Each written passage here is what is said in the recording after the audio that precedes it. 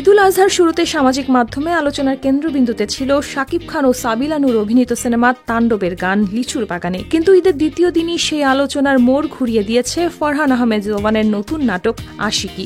ইউটিউবে নাটকটি এখন ট্রেন্ডিং এর শীর্ষে অবস্থান করছে এবং দর্শক প্রিয়তায় পেছনে ফেলেছে লিচুর বাগানে গানকে।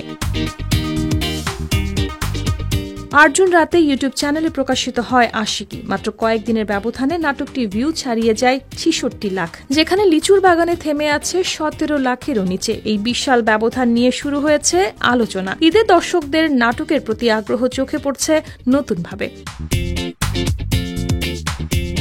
নাটকে জোবান অভিনয় করেছেন আশিক নামের এক মধ্যবিত্ত পরিবারের তরুণের চরিত্রে, যিনি বাবার স্বপ্ন পূরণে শহরে এসে কলেজে ভর্তি হন। গান গাওয়ার প্রতি তার তীব্র ভালোবাসা রয়েছে। বিপরীতে জ্যাজ চরিত্রে অভিনয় করেছেন নাজনীন নিহা, যিনি অভিজাত পরিবারের মেয়ে এবং আশিকের সহপাঠী।